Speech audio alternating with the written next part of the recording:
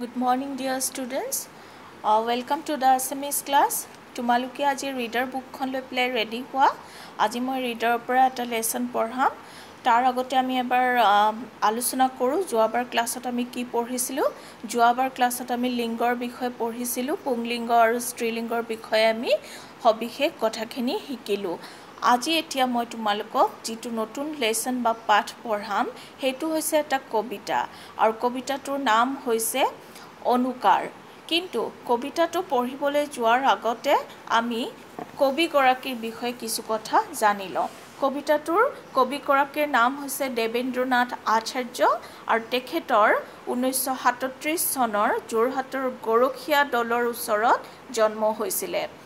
সৰুৰে পৰা তেওঁ বৰ ব্ৰিলিয়েণ্ট আছিলে, চুকা আছিল, মেধাবী মানে ব্ৰিলিয়েণ্ট, চুকা। আৰু তেওঁ খড়গপুৰ বিশ্ববিদ্যালয়ৰ পৰা বিটেক বেচেলৰ অফ টেকনলজি তাৰমানে ডিগ্ৰী লৈ পেলাই উচ্চ শিক্ষাৰ বাবে ইংলেণ্ডলৈ যায়। সেইখিনি সময়ত প্ৰায় মানুহবোৰ বিদেশত পঢ়িবলৈ গৈছিল, গতিকে তেওঁ গৈছিলে। লণ্ডন বিশ্ববিদ্যালয়ৰ পৰা তেওঁ ইঞ্জিনিয়াৰিঙত উচ্চ শিক্ষা গ্ৰহণ কৰি পেলাই অসমলৈ উভতি আহে আৰু অসম ইঞ্জিনিয়াৰিং কলেজত তেওঁ প্ৰফেচাৰ হিচাপে যোগদান কৰে। পিছলৈ অসম গেছ কোম্পানীৰ জেনেৰেল মেনেজাৰ হিচাপে নিযুক্ত হৈ মৃত্যুৰ সময়লৈকে তেওঁ এই একেটা পদতে আছিলে। আৰু তেখেতে যিবিলাক পুথি লিখিছিল, তেখেতৰ প্ৰকাশ হোৱা গ্ৰন্থবিলাকৰ নাম হৈছে অন্য যুগ ভিন্ন পুৰুষ, কাল পুৰুষ, জংগম আদি। আৰু এই গোটেইকেইখন কিতাপ কিন্তু যথেষ্ট বিখ্যাত কিতাপ হয়। কালপুৰুষ গ্ৰন্থৰ বাবে তেওঁ অসম প্ৰকাশন পৰিষদৰ বঁটা লাভ কৰে। বঁটা মানে হৈছে প্ৰাইজ বা এৱাৰ্ড প্ৰায়।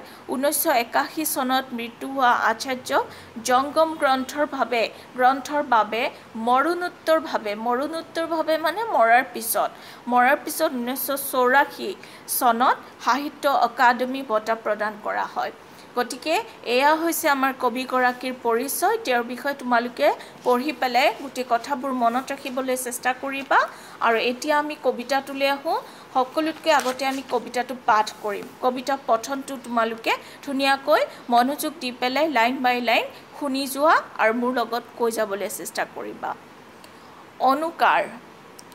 গিৰ গিৰ মেঘে গাজে ভৰ বাৰিষাত, চিৰ চিৰ নিজৰাৰ সুৰসনা মাত, জিৰ জিৰ ধাননিত বতাহৰ নাচ, ঝিৰ ঝিৰ বৰষুণে বজাই কোৰাছ, পিৰ পিৰ লানিশাৰী উই পৰুৱাৰ, ফিৰ ফিৰ বতাহত থেতুৱাই যাৰ, বীৰ বীৰ হাওদিয়া বলিয়াৰ মাত, হিৰ হিৰ কৰে নোম ডালি ডালি পাত, হিৰ হিৰ কপনিত দূৰৰ পাহাৰ, হিৰ হিৰ কৰে যেন খহিব অপাৰ, কিচ কিচ কৰে কলা ডেউকা কুলিৰ, খিচ খিচ কৰে দেহা মাজত ধূলিৰ, গিজ গিজ কৰে লোক ৰভাৰ তলত, হিচ হিচ এঠা দৈ বিয়াৰ ঘৰত, উচ পিচ কৰে মন অথিৰ অবিৰ, বিচ বিচ মাছ কাছ তলত পানীৰ, লিচ পিচ কৰে হাত কিবা কৰিবলে, বিচ বিচ কৰে গাত বিচা বাগৰিলে।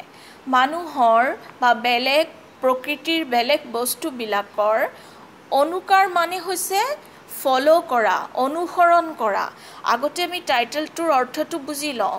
এই অনুকাৰ মানে হৈছে ফ'ল' কৰা বা অনুসৰণ কৰা।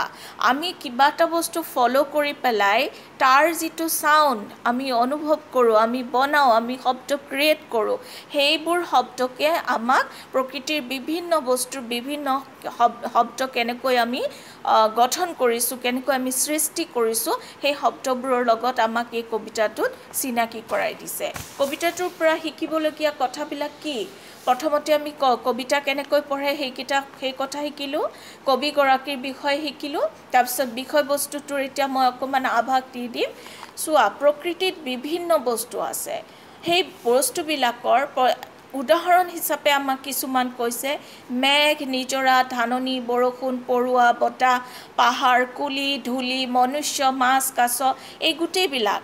আৰু গোটেইবোৰ এই উল্লেখ কৰা গোটেই বস্তুখিনিয়ে কেতিয়া কেনেকৈ কি পৰিস্থিতিত কি ধ্বনিৰ লগত কিদৰে জড়িত সেই কথাখিনিয়ে কবিতাটোৰ মূল ভাৱ আৰু তাৰ লগতে আমাক কবিয়ে কবিতাটোৰ দ্বাৰা পৰিচয় কৰাই দিছে গতিকে এই কবিতাটোৰ পৰা আমি শিকিলো কি প্ৰথমতে আমি শিকিলো কবিতা পঠন কৰিবলৈ তাৰ পিছত আমি প্ৰকৃতিৰ কিছুমান বস্তুৰ ধ্বনি অনুকৰণ কৰি সেইবোৰৰ বিশেষণবোৰ শিকিলো বিশেষণ মানে এডজেক্টিভ মেঘে কেনেকৈ গাজে গিৰ গিৰ গিৰ গিৰুৱাটো মেঘৰ এটা এডজেক্টিভ বা বিশেষণ গতিকে এই বস্তুবিলাকৰ বিশেষণবিলাক আমি বা বিশেষত্ববিলাক আমি শিকিলো আৰু তাৰ লগতে আমি কি শিকিলো প্ৰকৃতিৰ সকলো বস্তুতে আমি মনোযোগ দিলে কিবা নহয় কিবা এটা যে বুজি পাওঁ কিবা নহয় কিবা এটা যে শুনিবলৈ পাওঁ এই কথাটোৰ প্ৰতি আমাক আগ্ৰহী হ'বৰ কাৰণে আমাক কবিগৰাকীয়ে অনুপ্ৰাণিত কৰিছে কবিতাটোৰ যোগেদি এতিয়া মই কবিতাটোৰ ওপৰত নিচেই সামান্য যিকেইটা প্ৰশ্ন তোমালোকে আজি কৰিব পাৰিবা সেইকেইটা মই কৰি দিছোঁ তোমালোকে পিছত ক্লাছ ৱৰ্ক হিচাপে লিখি ল'বা